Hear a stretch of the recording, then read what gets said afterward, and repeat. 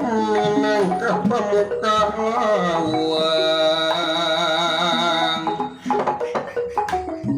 wayang kang dadi palambang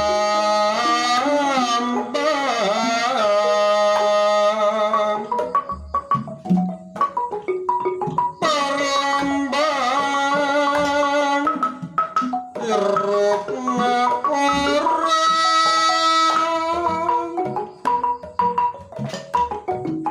kang direka oke dalam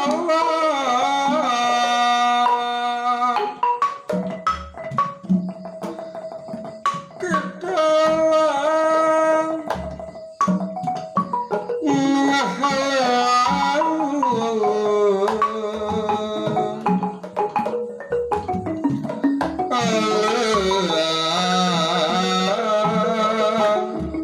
lain orang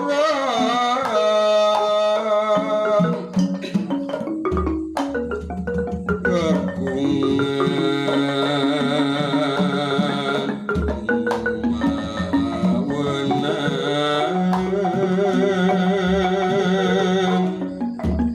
ya kagungan maha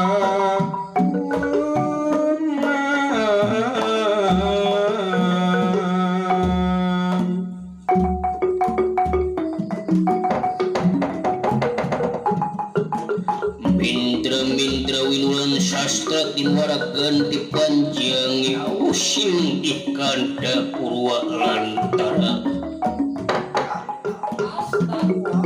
purwa hartosipun wiwitan ara hartosipun carita cerita ingkang diangi jajar cinerita boten wonten malih kejabi nyata di salbeting nagara alengka dwirja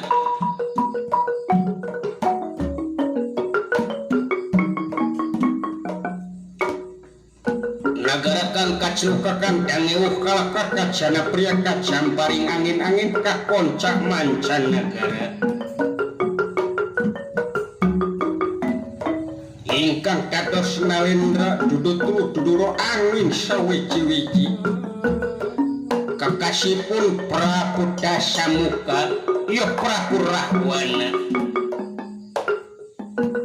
pengawakan jangkung dhuwur Simardada Dewa Simros kepamangan dikasentak semut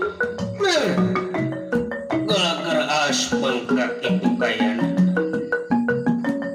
saja sumurot lir surya kemang ngangge mahkota totopong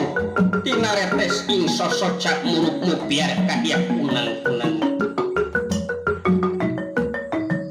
calit dina porsi kadinggilang kancana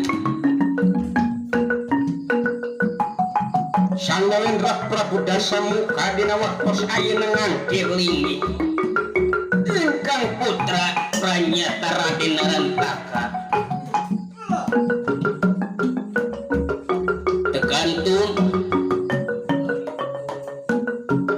nyaita Senopati anu kakasihna